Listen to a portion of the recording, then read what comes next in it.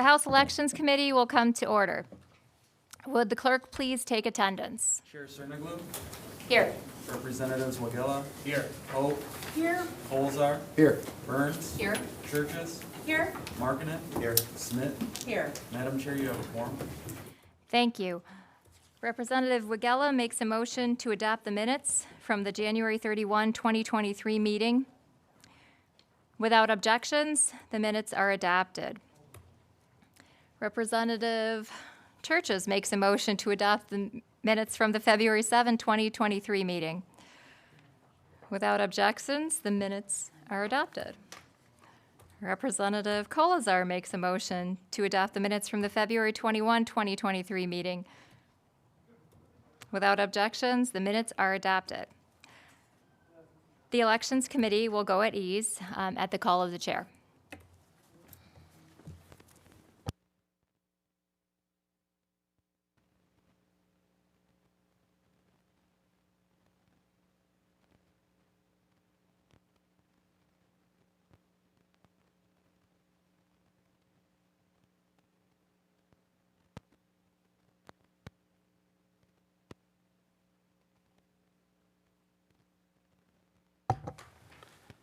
The Elections Committee will come back to order. We will now have testimony on House Bill 4027, introduced by Rep. Cerniglu, who is going to speak on the bill.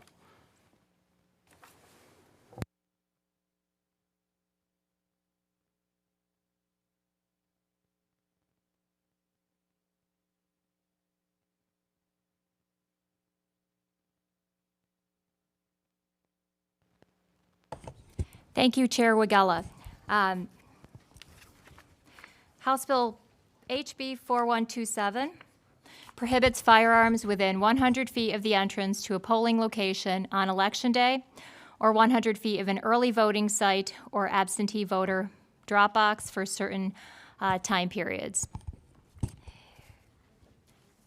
Over the past election cycle, 1 in 6 election workers have experienced threats because of their job, and more than half of these threats were in person.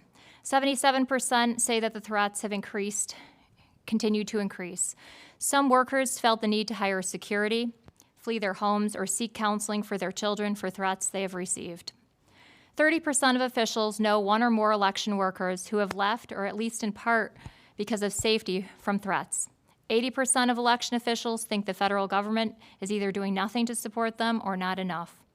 1/3 of local election officials still feel that the local government could be doing more to support them.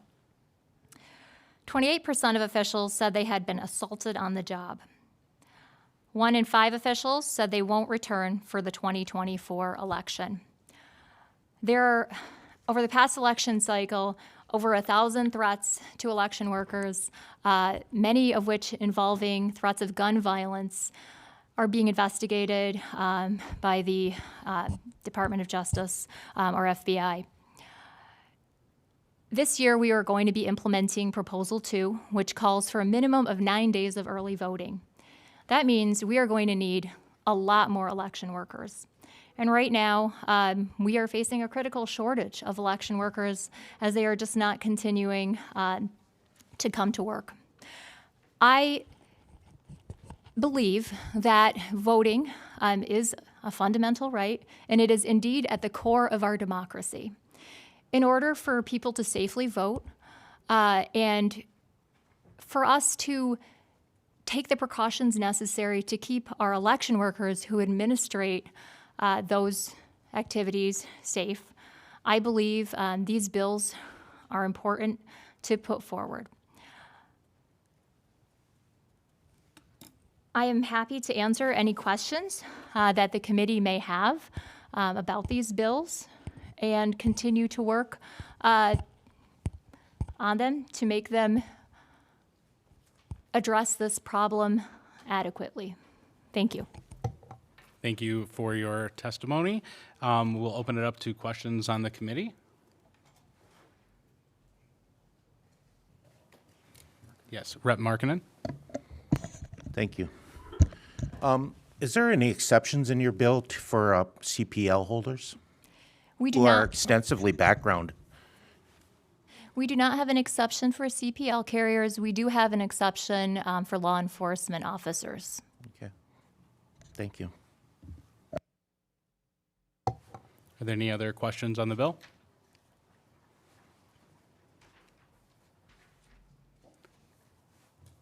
Last call. All right, seeing none, I will put us at ease. Elections Committee will go at ease. Thank you.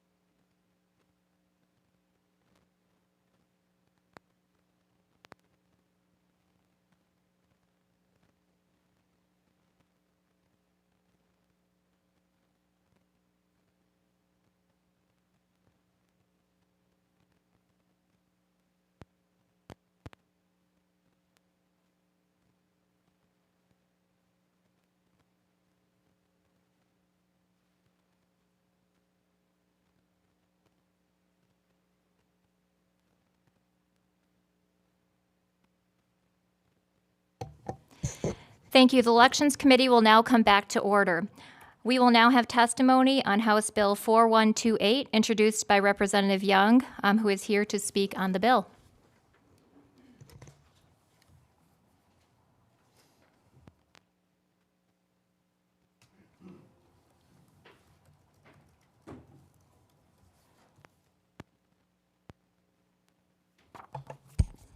Good morning, and thank you, Madam Chair and committee. I appreciate you all giving us this opportunity to talk about this important legislation. We know that whenever someone exercises their right to vote, it should be inherent that they're safe when they do that. Not only that, but it should be inherent that those election workers are just as safe and are not under the pressure or the anxiety of intimidation. And so I believe that's really what's at the root of this legislation. We have spoken to people who were at TCF, now Huntington Place, but formerly TCF, who actually feared for their lives during the 2020 counting of the ballots, shall we say. And so I believe that it's our job as legislators to do something about making certain people are safe and feel safe. And so my bill is a companion bill to 4127, and it goes as far as making certain that people, particularly election workers, know that they're safe when they come to work to do their job, because some of them are there almost 24 hours making certain that these ballots are done. And we know that it's done safely, and we know that it's done securely, but it should also be done in a peaceful atmosphere and free of intimidation. And so that's one of the reasons that I introduced this bill. I introduced it last session. I'm glad that it came back this session, and I encourage the committee to support this legislation, and let's get it done for all Michiganders. Thank you, Representative Young. Do we have questions from the committee on this bill?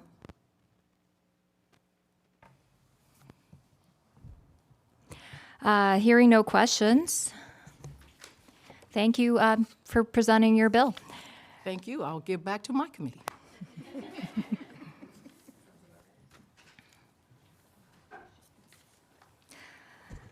Next, we will begin to hear speakers, or testimony. We will welcome Jamie Lyons-Eddy, the Deputy Director from Voters Not Politicians.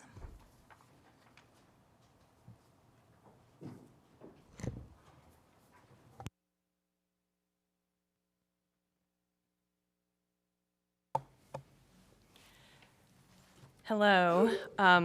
Thank you very much, Chair Cerniglu and members of the committee, for this opportunity to speak to you today.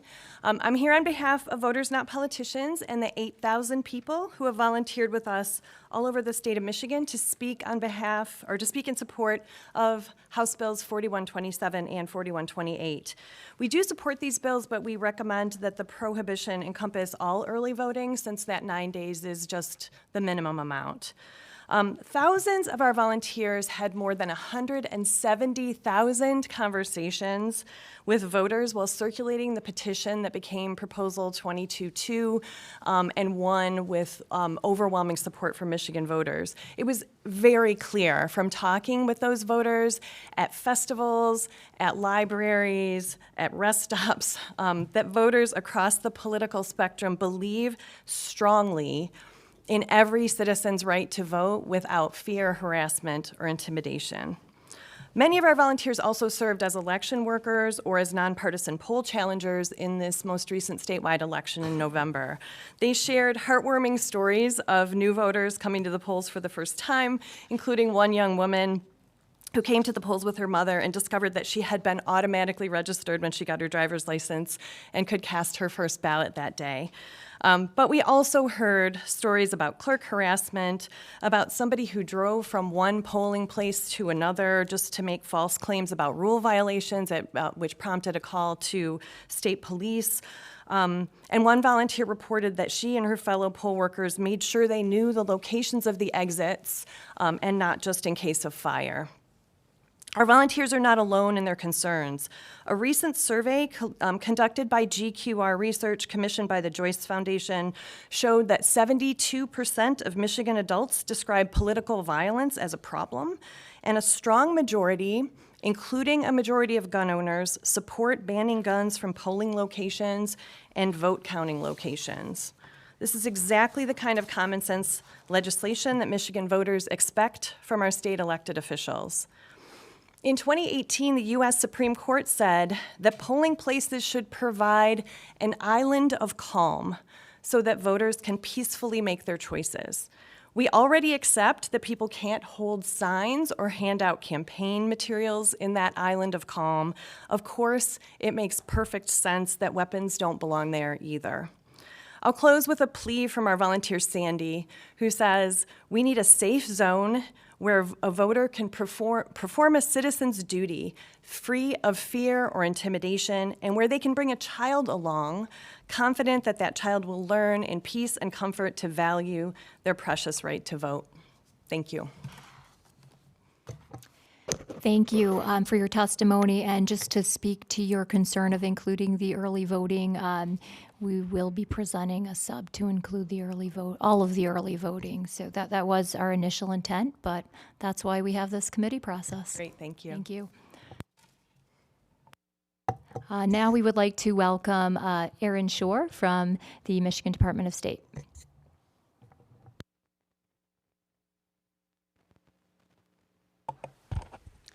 Thank you, Madam Chair. Thank you, committee members. I appreciate your time today. As you know, this is an issue that is near and dear to Secretary Benson's heart. She saw the same problems that you and Representative Young identified, the threat of voter intimidation, and in the lead up to the 2020 election, had attempted to ban by rule guns at polling places, which unfortunately was struck down on procedural grounds.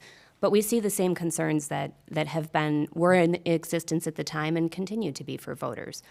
We think that right to vote is sacred and that nobody should be afraid, whether workers or those going to vote. And so we strongly stand in support of House Bills 41, 27, and 28 and are happy to answer any questions.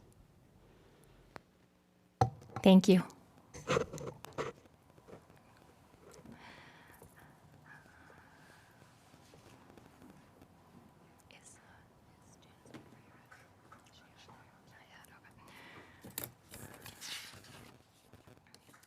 Next, we will welcome the East Lansing City Clerk, Marie Wicks.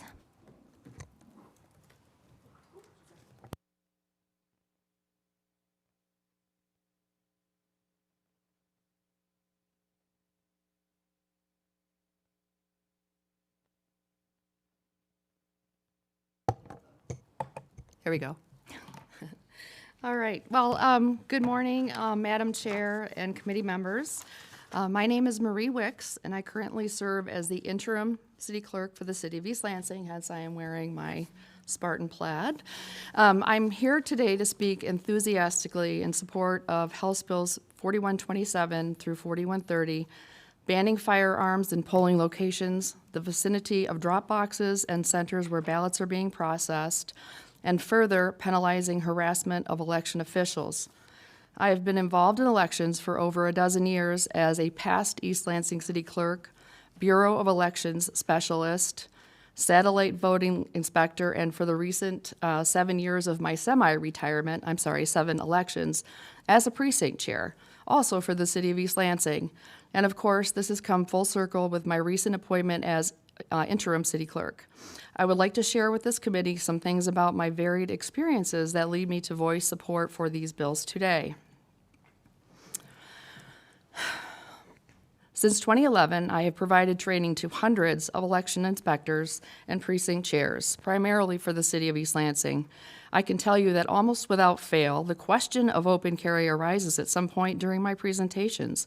I absolutely dread this question when it comes up. I dread it because I have neither a definitive nor a comforting response. What I always advise is that anyone feeling threatened by the presence of a weapon in a polling location should immediately call 911 so at the very least, law enforcement can ascertain that nothing is amiss.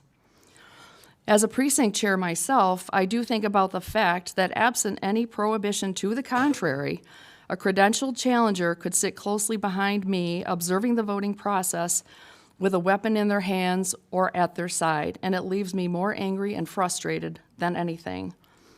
Additionally, a poll watcher who is not required to be credentialed or affiliated with any group may do the same thing from the designated public area.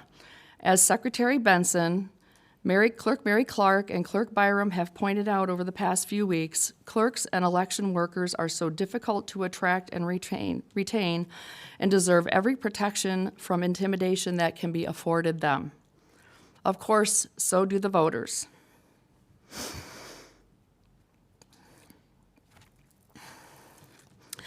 I began my interim tenure 1 week prior to the mass shooting on MSU's campus.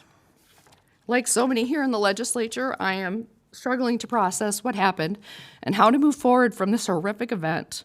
With at least 5 off-campus precincts with heavy student presence, I cannot fathom how triggering for them a weapon would be in a polling location, and quite possibly for many others, as well as including newly naturalized citizens, people who've been incarcerated and served their time, or past victims of gun violence. This point cannot be overstated. I'm sorry. This discussion around voters and election officials' protection from threats, harassment, and intimidation has been going on for quite some time now. In fact, in 2020, my retired police officer husband and 3 of his cohorts were hired by Watertown Township to provide security for the November general election because there had been an open carry incident during the primary and staff and inspectors were scared to work. I would note that the county had previously declined to provide any kind of protection. In closing, I support this legislation in substance for the reasons listed above. I also support it for a practical reason that I share by way of example. A former East Lansing city attorney opined that even when elections are held in churches or schools, they are no longer gun-free zones by virtue of the use. A later attorney has provided the opposite opinion. So for the sake of uniformity, a state statute would eliminate the issue and preempt confusion wrought by a patchwork of city and township attorney opinions across the state. So much progress has been made to enhance ballot access, particularly by the passage of citizen-initiated ballot proposals 2018-3 and 22-2. Preventing intimidation effectively is eliminating a barrier to voting. So let's keep the momentum moving forward by favorably moving on this bill package. Thank you very much for your time, and I would answer any questions you might have. Thank you, Clerk Marie Wicks. Oh, Representative Hope. Thank you for your testimony, Clerk Wicks. I have a question that was kind of spurred by some of the opposition I've received in the past several days. What would you say to the argument that, excuse me, if people aren't allowed to bring their guns to the polling places, you're in effect disenfranchising them? It doesn't require a gun to vote. I just cannot abide that conversation. That to me is not an effective barrier. That's the best answer that I have. That's a good answer. Thank you. Does anyone else? Representative Smith. Thank you, Madam Chair. I see that there is an exception for the prohibition of firearms within 100 feet, but what about businesses or employees that are within that that same amount? And that leads me to ask the next question as well, as cars traveling on the road, if they are just bypassing and they're within that 100 feet, if they're carrying, I mean, that makes them in violation of this law? Thank you very much for that question, and I thought that might be coming. I see that our the clerk's lobbyist, Mr. Zagman, is here, and so I would defer to him to respond to that. I'm here. I'm sorry. I'm not meaning to deflect. I was here really just to share my perspective as a clerk, a poll worker, and a trainer. So I can't answer that question fully. Thank you, though. Thank you, Clerk Wicks. And Representative Smith, I would be happy to discuss those things with you in the future, as I would have also at testimony, but now that I am chairing, I don't think I should engage. Thank you. Thank you. Representative Wigala. Yeah. So my question is, in your experience at polling locations, how often does 100 feet actually extend beyond the parking lot, if at all? I can think of one location in East Lansing. As you know, we have to be located in churches or schools. East Lansing currently does not. The schools have not invited us. But so our churches are located in residential areas. So sometimes that will be, I think, in one location, someone's front yard. But generally not a huge issue. Thank you. Thank you for that question. Also, I do want to note that there is an exemption for people in their residences. I believe a yard would be included with that, although I would have to double check, the legality of a yard being part of their premises. But I would guess at yes. Thank you, Clerk Wicks. Thank you. For your testimony. I'm going to take a moment to read into the record some people who are not speaking today, but wish to either indicate support or opposition for this bill. We have Mike Butterby from the Michigan Townships Association. He's actually expressing support for House Bill 4129 and 4130, which we are rescheduling.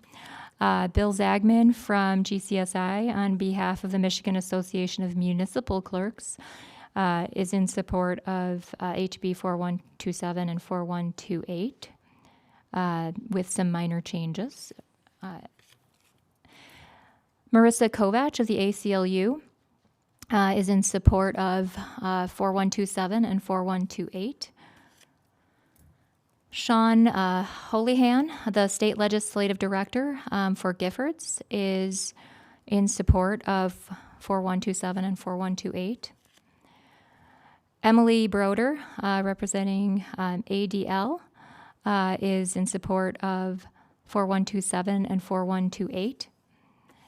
Dan Levy from the Anti-Defamation League is in support of 4127 and 4128. Melanie Macy from Promote the Vote is in support of 4127 and 4128.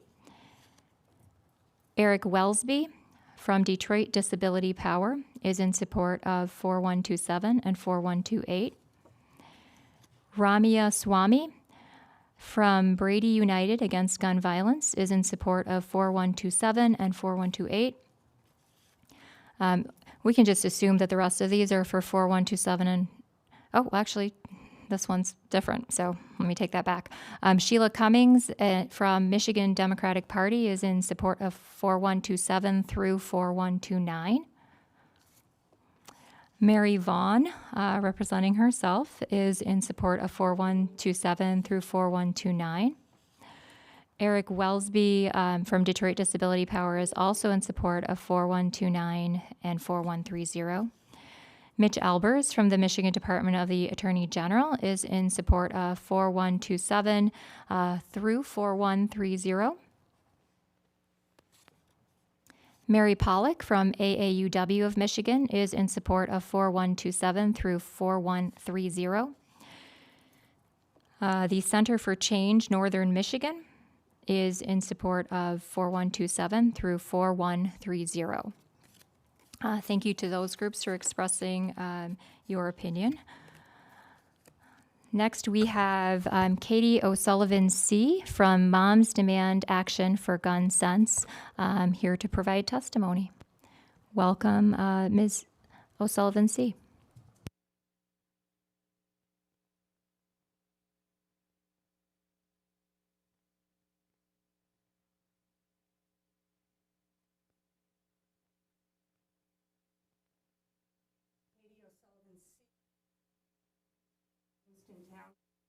A mother, a grandmother, and a member of Michigan Moms Demand Action for Gun Sense. I serve as the co-lead in the Greater Lansing area. I'm also a professor emerita from James Madison College at Michigan State University, where I taught in the field of social relations and policy for more than 3 decades. I thought the committee would benefit from hearing from someone who has dedicated her adult life to teaching college students about the importance of and obstacles to full and equal participation in our democratic process. I'm here to speak in support of House Bills 4127, 4128, 4129, and 4130. These bills safeguard access to voting and election security, the bedrock of American democracy. We know from the long history of violent suppression of voting rights of African Americans and other voters of color that there is no meaningful right to vote without the right to vote safely.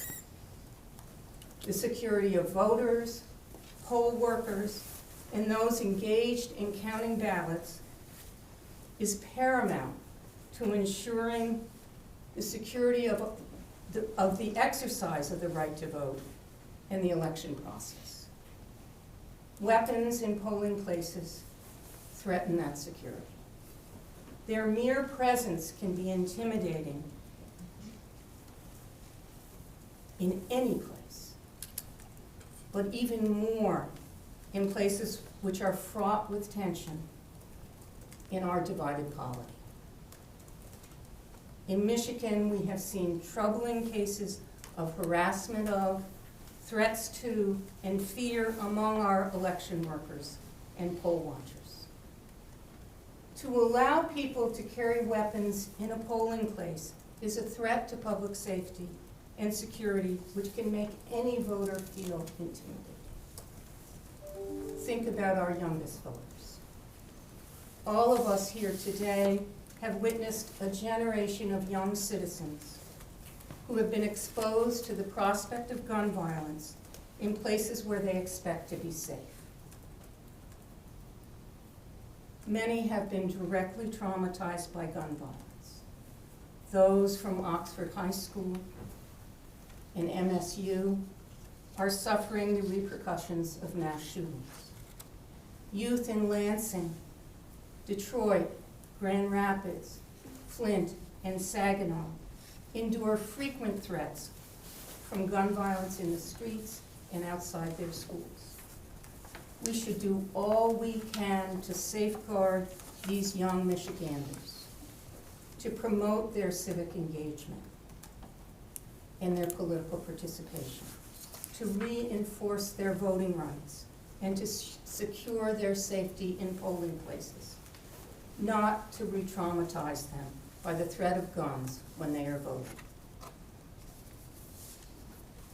There is no doubt that our legislature, that you legislators, have the constitutional right to prohibit gun possession in polling places. In last year's Bruin decision, which is the broadest interpretation of Second Amendment rights that the Supreme Court has ever issued, in that decision, Justice Clarence Thomas, writing for the plurality, affirmed that legislatures have the constitutional right to prohibit gun possession in sensitive places.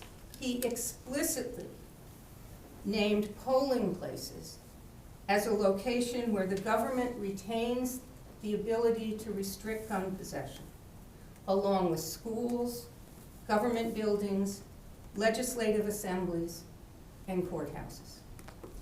Even the state of Texas, with the most expansive promotion of gun rights, I think, in our country, prohibits guns in polling places.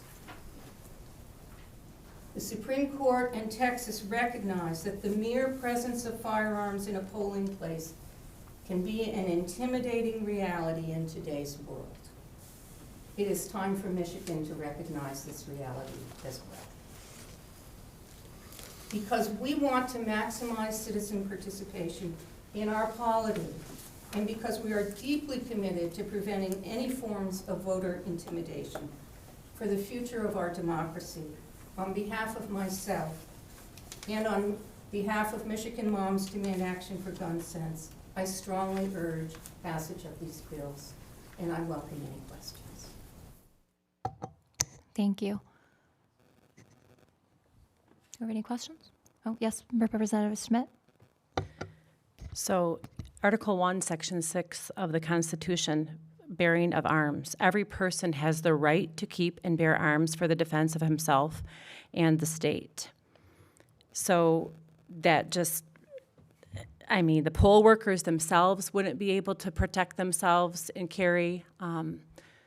What of those that they feel safe having a firearm on them or a weapon and they can't have that? Under these proposed regulations, nobody would be allowed to carry weapons in the vicinity of a polling place within 100 yards. And again, I would reiterate Clarence Thomas's plurality decision in the recent Bruin ruling that polling places are an exception. Except for police officers who will have that exception, but not citizens who have gone through the background and the right to have a carry CPL. There's no exception for that? No. Okay, thank you. I mean, it's up to the legislature, but within the scope of the Constitution, this would be permissible. Thank you. Any other questions? Rep. Rogella? I just wanted to clarify, did you say that Texas bans weapons at polling places? Okay. Representative Markinen. Thank you, Madam Chair. I was just looking up Texas. They allow the judges to carry a concealed weapon. That's not under consideration here. This is about Well, polling places. Have we had any instances of people carrying concealed carry permits in polling places in Michigan? In your knowledge? I don't have the data on that. Okay, thank you. Any further questions? Thank you for your testimony.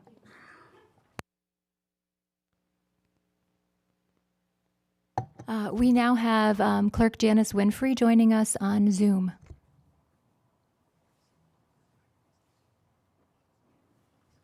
She'll be showing up. Good morning. Can you hear me?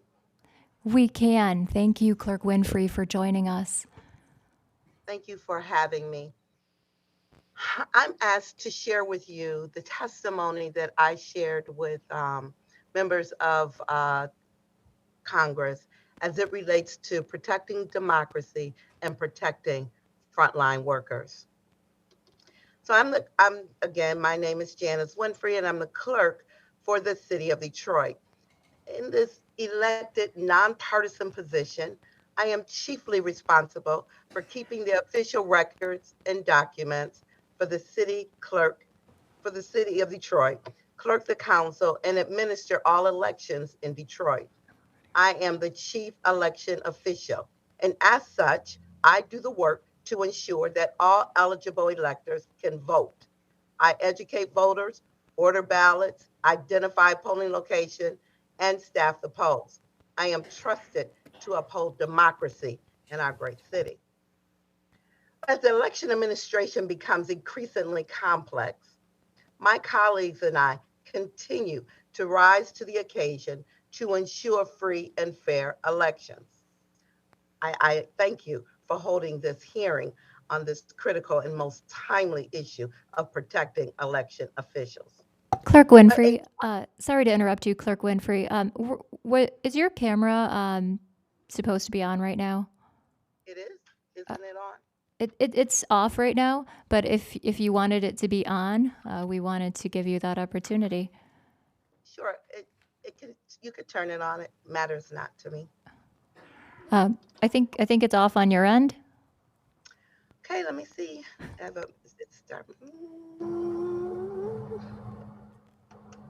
And it's definitely okay. If you can't turn it on, we are happy to hear your voice. I think it's on now. Yes, there you are. Welcome. It's good to see you. Thank you. Thank you for allowing me to be here. But I just wanted to thank you for the opportunity and holding this very critical and timely hearing on protecting election officials. But I want to talk a little bit about 2020 and what it looked like for Detroit and what it looked like and felt like for those of us who administered the election during that time.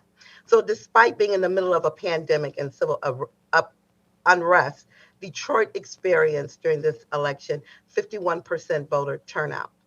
So of the approximately 250,000 electors that voted, 174,000 cast their ballots by absentee. Thus, Detroit definitely had a tremendous impact on the outcome of the presidential election. So during the tabulation of absentee ballots, multiple GOP challengers had to be removed because of disruptive conduct. Some wore intimidating masks over their entire face. Others banged on the walls and the windows, shouting, "Stop the vote." Others violated social distancing standards, which at that time was required by COVID-19 rules, and refused to place protective masks over their noses when asked. It appeared that this disruption attempted to undermine the tabulation of absentee ballots. A couple of weeks after Election Day, during the canvass of election, I received a call from Michigan Secretary of State explaining to me that the results would not be certified unless I testified. During that time, both my husband and I were diagnosed with COVID-19 and we were quarantined. Nonetheless, to ensure the certification of the election, I had to report to my office, placing my staff and others in harm's way. Upon completion of my testimony, the harassment commenced. I've received insulting text messages on my private cell phone. Insults came my way by way of social media and through inboxes. But the greatest threat came when one morning, while taking a walk to clear my mind, an unknown Caucasian man about 6'3" and 250 pounds, approached me in my neighborhood and abruptly stated, "I've been waiting for you at work, so I decided to come to your house. Why did you cheat? And why did you allow Trump to lose? You're going to pay dearly for your actions in this election." Mind you, he was approaching me in a threatening manner, coming closer and closer, and my only recourse was, "I have COVID and I'll spit on you." Fortunately, a neighbor was driving by and she asked me if I was okay, and I said, "No, this man is threatening me." At that point, my neighbor began blocking his movement with her car to ensure that I could safely get home. I'm sorry.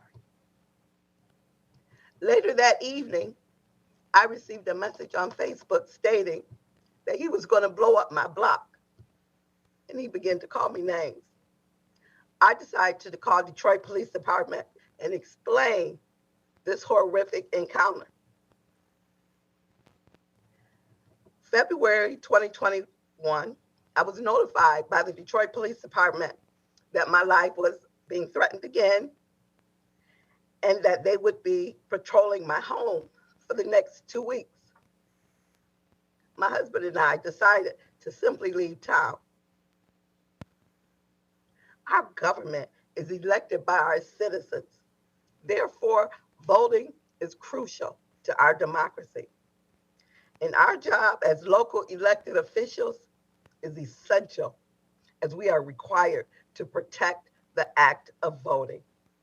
I ask that you consider it unlawful to harass, intimidate, and/or threaten election officials and election workers while performing our duties as election administrators. Thank you so much. Thank you, Clerk Winfrey. Are there any questions for Clerk Winfrey?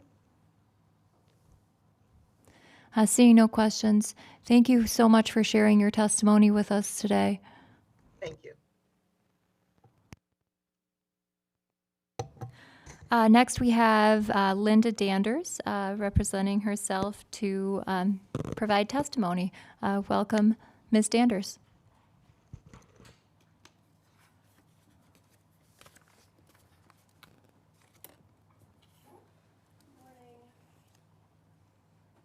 Good morning.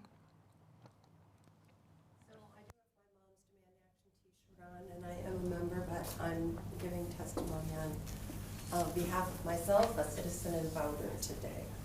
Oh, did everybody hear that? Okay, so I'm here today to voice my support for House Bill 4127 and 4128. I have respect for our democracy and the institutions that keep it strong.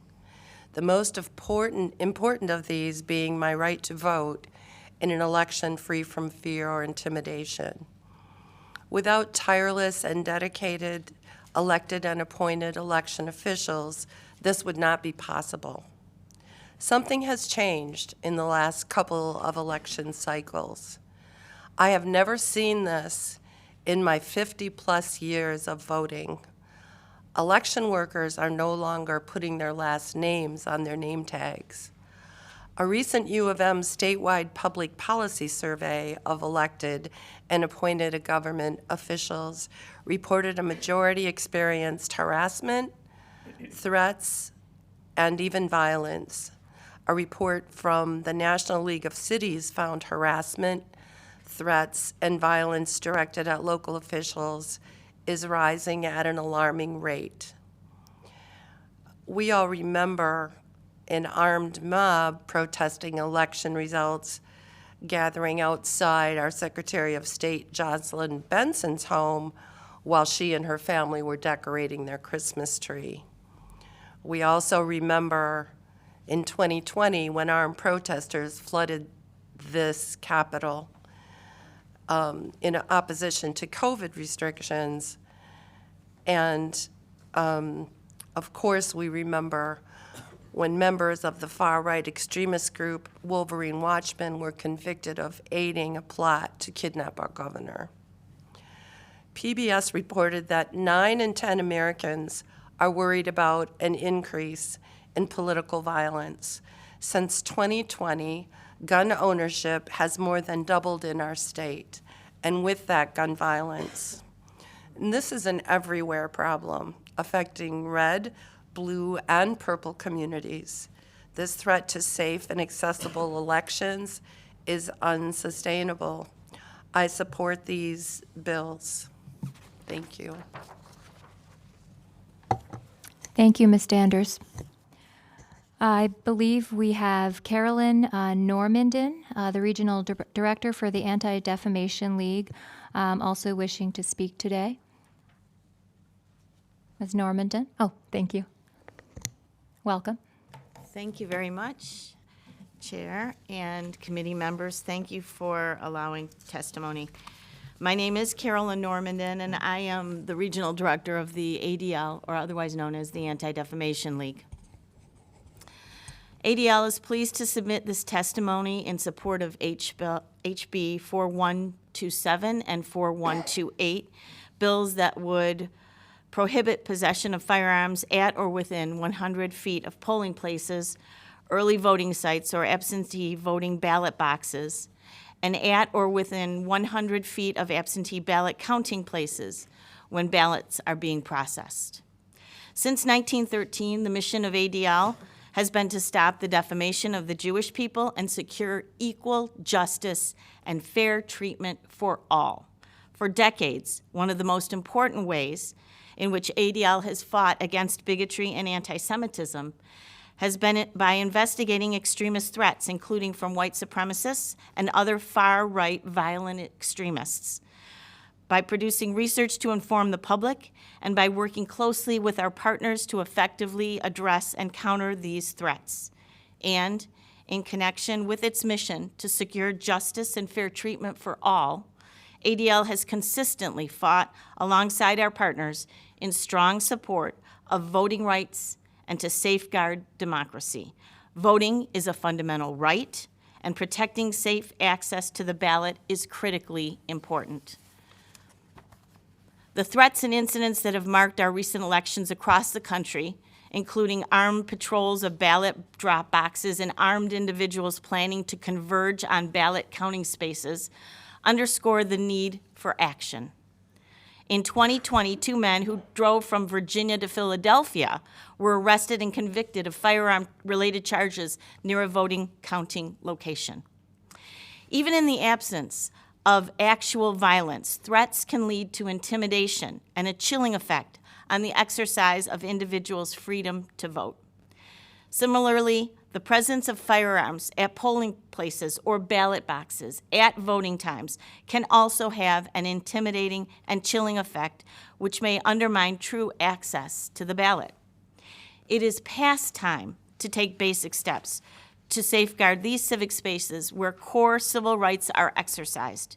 Prohibiting the carrying of firearms into or very close to these spaces is an important step towards safeguarding these spaces and protecting Michiganders' freedom to vote. Moreover, doing so will protect the elected and unelected workers and volunteers who work at these sites and make it possible for Michiganders to exercise our fundamental rights. In recent years, threats against local and elected officials have significantly increased. According to analysis done by ADL and the Princeton Bridging Divides Initiative, between January 2020 and September 2022, there were 139 threats to election workers nationwide. Michigan accounted for 13% of this national number, recording more threats to election workers than all but in 2 states in the United States. Not surprisingly, a July 2022 public opinion poll in Michigan found that a 65% majority supports banning guns from polling locations and vote counting locations. ADL urges the House Elections Committee to give HB 4127 and 4128 favorable reports. I've submitted copies of this testimony to the clerk with footnotes on the things I've talked about. Thank you, Ms. Normandin. Do we have any questions from the committee? Seeing none, thank you for your testimony. We will now have testimony from Cynthia Richardson, representing Pure Integrity Michigan Elections. Welcome, Ms. Richardson.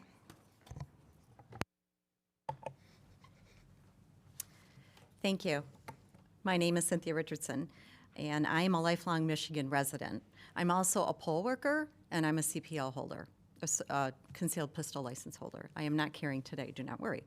I'd like to thank the committee for hearing testimony from the citizens of the state. I'm here today to speak in opposition to House Bills 4127, 4128, and 4129. I know we're not talking about 4129, but I do want to address it. This statement submitted by Pure Integrity Michigan Elections, known as PIME, comes with the support of Stand Up Michigan, Michigan Fair Elections, and the Freedom Alliance Project. PIME is a peaceful, issue-based, nonpartisan political movement. Beginning with House Bill 4127 and 4128, I'd like to start off with this astounding statistic. 96% of all mass shootings happen in areas declared as gun-free zones. That's 96% of mass shootings happen in areas declared gun-free zones. 96%. A person who's already decided to commit a felony and grievous bodily harm to others will not be deterred by locations determined as gun-free zones. Criminals choose these sites because they know there will be less resistance at these locations. We at PIME want safer communities, including all polling and voting locations, and this is accomplished by letting concealed carry licensees carry their firearms if they choose. And there's statistics that are included in in my statement that I have included to you to review, and statistics. House Bill 4127 would create a 100-foot gun-free zone around all ballot drop boxes. Many of these are curbside. This means anyone driving down the road or walking on a sidewalk would be committing a misdemeanor if they carry a firearm within the perimeter. In many cases, a person may not even know they are walking or driving past a drop box. This is ridiculous, especially considering that gun-free zones do not make anyone safer. While PIME would like to see House Bill 4127 and 4128 not brought for a vote at all, at the very least, it is our opinion that these bills have a provision to exclude CPL holders. Lastly, both state and federal court have recently ruled against these type of prohibitions. The U.S. Supreme Court has ruled on this subject just last May. The recent Bruin decision by SCOTUS disallows states from prohibiting the bearing of firearms in public unless such a prohibition applies to a limited number of sensitive places, such as courthouses and schools. In his opinion, Justice Thomas made it clear that states must not abuse the sensitive places exemption by applying it too broadly. And a Michigan court struck down this idea in October of 2020, which Secretary Benson is very familiar with. So why push this unlawful concept again, especially in light that making an area a gun-free zone does not make it safer?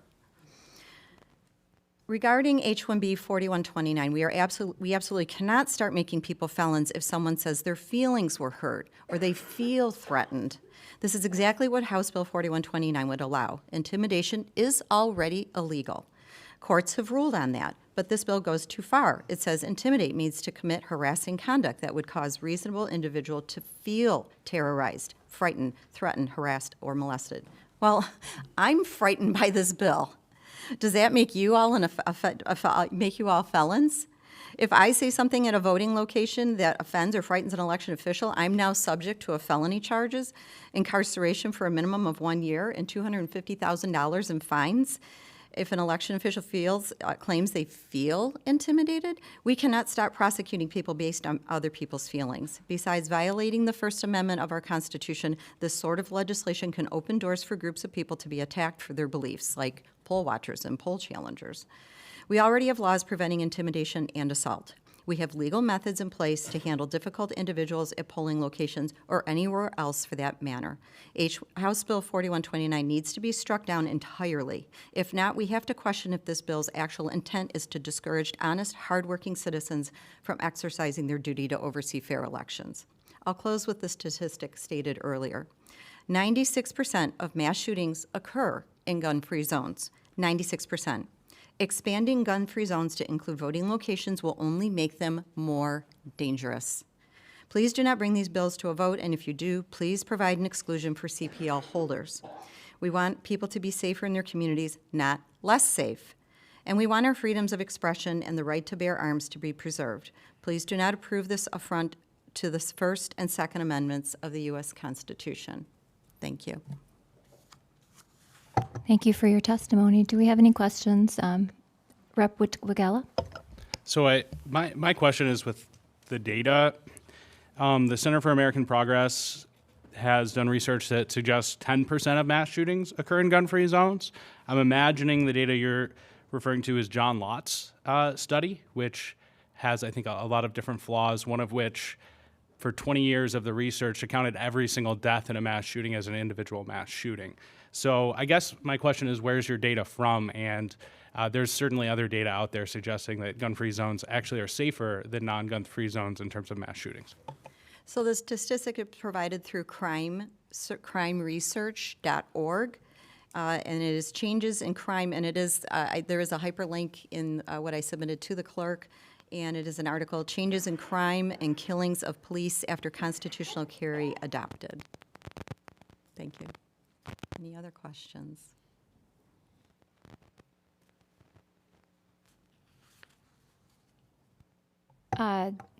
Seeing no other questions, thank you for your testimony. Thank you for your time.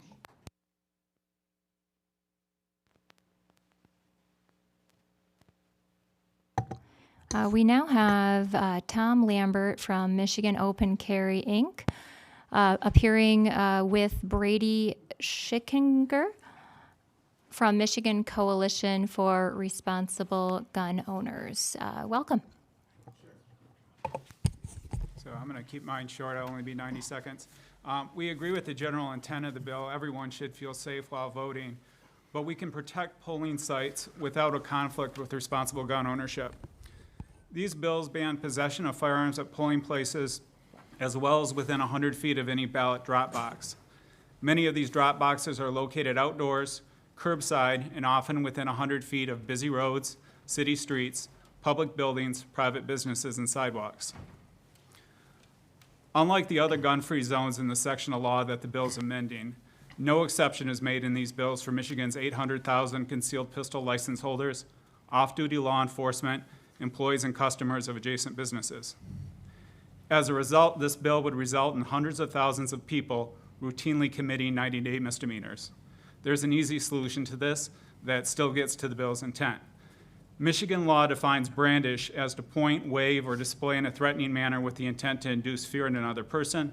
Our suggestion is amending the bills to focus on brandishing of firearms at polling sites rather than simple possession. Any questions for Mr. Schickinger? How about we have you testify, and then we'll open for questions. Very well, Madam Chair. Hello, my name is Tom Lambert. I'm the Legislative Director of Michigan Open Carry. It's also my honor to be the named plaintiff in Lambert versus Benson et al. It is an honor for me to force the Secretary of State and Attorney General Dana Nessel to follow the law and get an injunction against them. I'm very happy to have that happen. As the judge said in that case, there are already existing laws that handle everything that that's been discussed so far today. We heard lots of testimony. The number one thing we didn't hear was a single example of how a firearm was used to do any of this. Not one single example, let alone how existing law wouldn't already handle that with punishments greater than the ones you proposed today. When it comes to these zones, you've heard testimony on these zones make people less safe. And while there's potentially conflicting research on that, the conflict in the research comes down to the definition of a mass public shooting. Do you narrow the definition to just situations where people go to a specific spot intent on harming as many possible people as they can, or do you include gang shootings in there and maybe domestic violence stuff and all of these things that are problems but have a completely different solution to them? If you narrow it down to just the situations where you have a deranged individual intent on committing as much harm as they possibly can, the statistic is 96%, and we don't have to guess why those people attack these places because they tell us. The few that are apprehended tell us. ones that don't leave behind writings telling us that they attack these places specifically because they know there will be no deterrence. And lastly, I'd like to remind you that consider not just the places in question, consider to and from those places. I know white elites like to live in safe areas, but not everybody can do that. Oftentimes you have to walk to a drop box, you have to walk to your polling location, and your area might not be so safe, and so you need to protect yourself in those areas, regardless of your race, regardless of who you are. But oftentimes, it's always interesting to me to see the dynamic of people that like to forget that. With that, I'll answer any questions. Thank you. Thank you for your testimony. Do we have any questions for these gentlemen? Seeing none, thank you.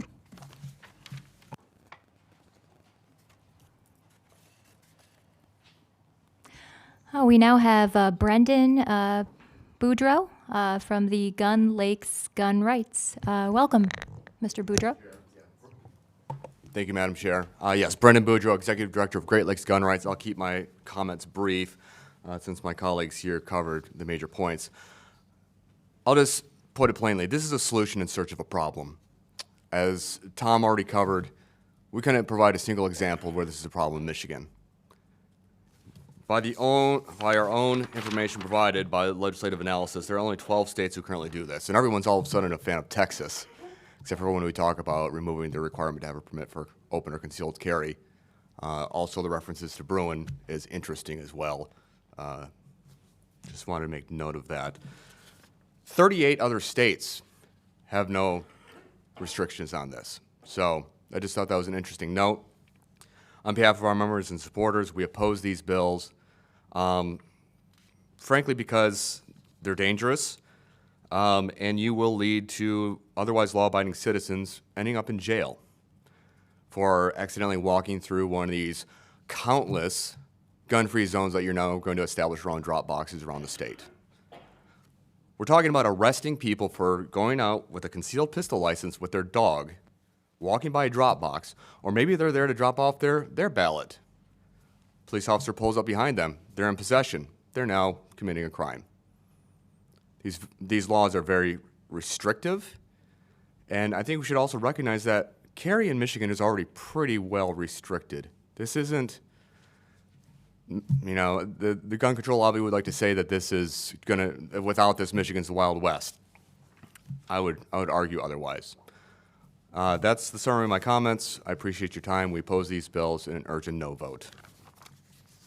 Thank you, Mr. Boudreau. Do we have any questions from the committee? I have a question for you, Mr. Boudreau. What gun safety measures would you and your group personally support, if any?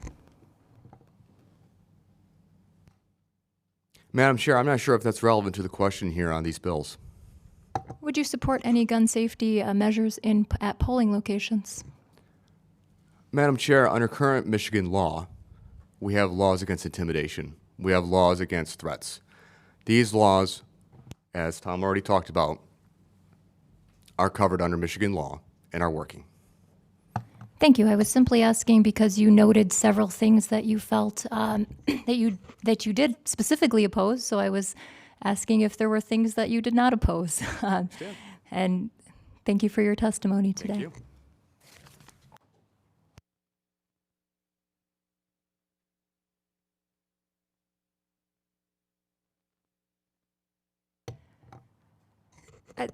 Sir, after we have this last person testify, we can call you up again. Ms. Lisa Capatina from representing, actually this, Ms. Capatina, we're actually not conducting a hearing on those two bills today. I'm not sure if you're here in the audience. You could speak on those bills, but we're not doing a hearing on them today. Oh, there you are. Hello, Ms. Capatina. I just want to let you know we're actually not doing a hearing on those two bills today that you wanted to speak to. You are certainly welcome to make commentary, but the hearing for those bills is not today. Do you wish to? I would like to extend commentary on the amendment. As long as I don't all the way up here to do so, that would be acceptable. Sure, you may comment. I just wanted you to know that it was not the official hearing for those bills today. Thank you. That's been rescheduled. Yes. Thank you. Thank you. My name is Lisa, and I am a lifelong resident of Michigan. For the last few years, I have served as an election worker. My first election, I reported at 5:30 a.m., newly trained and ready to serve. Much to my dismay, where there should have been 5 volunteers, there were only 2 of us. I had to quickly learn every job that is required to work a precinct and was informed I also had to drive to the receiving board after the polls closed. It was a 19-hour day that I was not prepared for, but I served the citizens in that precinct well to ensure that their vote was received, secure, and counted. In my personal experience, I have witnessed many areas of the election process that make me proud and grateful for the many hardworking volunteers, and I do support safe election polling places. However, I believe Michigan can do better. Due to a lack of volunteers and inconsistent training, Election Day can sometimes be very long and challenging depending on where you serve. Case in point, this past November, when most of the Detroit precincts were without a functioning electronic poll book to register voters efficiently and effectively due to a software glitch provided by Lansing. Precinct workers were often recording ballot numbers by hand and trying to verify voters. I understand that this glitch was not unique to Detroit. Precinct workers then were scrambling to try and make sure voters were taken care of. Understandably, frustration and emotion escalated for the workers, volunteers, and the eligible voters who were told they had already voted because of an inefficient Election Day process. Total chaos ensued in those precincts. Any one of those disenfranchised voters or voters who were to wait excessively long to vote while the glitch was corrected could have, and probably would have, felt some sort of intimidation or harassment simply due to the situation being chaotic through no fault of anyone working that day in the precinct.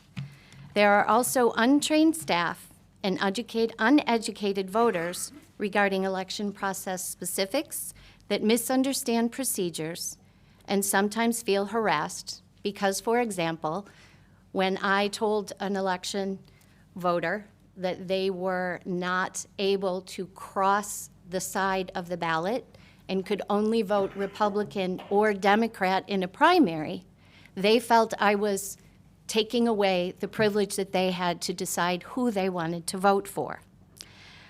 I am respectfully asking you to vote no on Bills 4129 and 4130, intended to change current election law regarding election intimidation and subsequent sentencing guidelines. As a citizen who has consistently served in various precincts and elections, I personally have never witnessed any violations of the current law. However, I have witnessed several weaknesses in our process that cause inefficiencies and frustration where a voter could inaccurately say that they feel intimidated or harassed.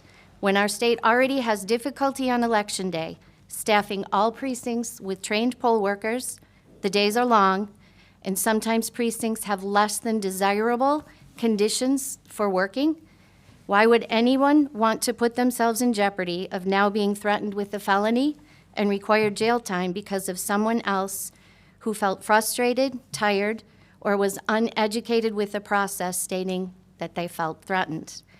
I personally would have to think long and hard because the compensatory paycheck is not the reason that most people come to serve on Election Day. Instead, I ask you to consider further legislation to ensure current intimidation laws are upheld and implemented by our prosecutors and judges, rather than create new laws that potentially create to further discourage all citizen participation in our election process. Thank you for your consideration and the opportunity to speak. Thank you. Did you wish to answer questions? Or did anyone have questions? Anybody wants to ask me a question? Okay, no, it looks like we don't have any. Thank you. And I think we are going to have, Mr. Lambert wanted to make a final comment, and I will allow you to. Only if there's no one wants to speak, and at your pleasure, Madam Chair. I believe the question was, what would we support? For gun safety measures at polling locations. I led the legislative team that wrote the definition of brandishing currently in the law, which effectively prohibits displaying with a firearm with the intent to induce fear. That received not only bipartisan sponsorship, but bipartisan support in both the House and the Senate. If I recall correctly, it received only 2 no votes in the entire legislature. I talked to those legislators. They said they voted no for reasons that had nothing to do with the legislation there. That applies today. It applies to these polling locations. We support, effectively every gun group supports people who do bad things with firearms being subject to criminal penalties. That law, in addition to many others that prohibit intimidation in polling locations, we support the existing laws that are already on the books today that stop people from doing bad things. What we oppose is the furthering of laws that don't actually stop bad people. So what do we support? We support those laws that we helped write that are on the books today that we are completely fine with enforcing. I'm happy to answer any questions beyond that, again, at the discretion of the chair. Thank you for answering the question. Representative Wagella. I think one of the things I'm having a little hard time with what you were saying is, how do you define intimidation? Because if someone's standing next to a ballot box in full body armor and an AR-15 or another weapon, I think there's an implication of intimidation just by being there, to be honest.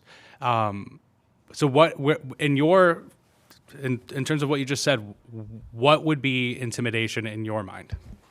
Wonderful question, Representative, and thank you for it. The quick answer is totality of the circumstances. And I hate to give you the answer of it depends, but it effectively depends. We wrote this to show that simple openly carrying a holstered handgun is not brandishing in Michigan. We had that time. But we wrote it the way we did on purpose. It's not waving a firearm about. I don't have to take the firearm out, wave it about at everybody for it to be brandishing. It's displaying. I don't necessarily have to touch the firearm. Displaying the firearm with the intent to induce fear. So we get to the hard part. Well, how do you know someone intends to induce fear? Well, that comes with extra stuff on top of it. I have a firearm underneath my coat. I cannot touch it. But if I open my coat and say, hey, get away from me, that could be brandishing, whether it's brandishing for a lawful reason in self-defense or whether it's brandishing for an unlawful reason to intimidate somebody. There's a question there. What somebody has on, where are they, what's going on at the time, all things that under the totality of the circumstances could potentially lead to evidence that somebody intends to induce fear. Can I add? Is it okay? So I just think, we recognize that within 100 feet we shouldn't campaign because it might put pressure or intimidate people for passing out pieces of paper to people when they're going in to vote. The way I see it is if you have a weapon within 100 feet, that's much more intense than campaign literature. So I think that there could be a pretty good argument to be made that a weapon within 100 feet of a polling place is intimidation by itself. But I think why are that's we allowing the police to carry firearms? I know plenty of people are not just intimidated by the presence of firearms, they're intimidated by the presence of police. And especially over the past couple of years, the presence of police just in itself has become a pretty darn big issue here. Can you repeat that? So if the presence of the firearm is the issue, just per se presence of a firearm, why are we allowing police to have visible presence of a firearm at these locations when not just the presence of the firearm, but the police itself, which itself has its own issues that have come up in a very significant way over the past couple of years? Police are nonpartisan safety officers, I think is how I would respond to that. Not everyone sees them as a safety officer, which again is the whole point of that issue that has come up over the past couple of years. Regardless of whether the officer has a firearm, not everyone sees officers as a safety officer. Thank you, Mr. Lambert. Our society does have many issues. We do. But that is... Madam Chair, thank you very kindly for your leniency in allowing me to come back up. Thank you for your testimony. I believe that is a conclusion of those who wish to speak today. We don't have any absent members. So there being no further business before the committee will stand adjourned.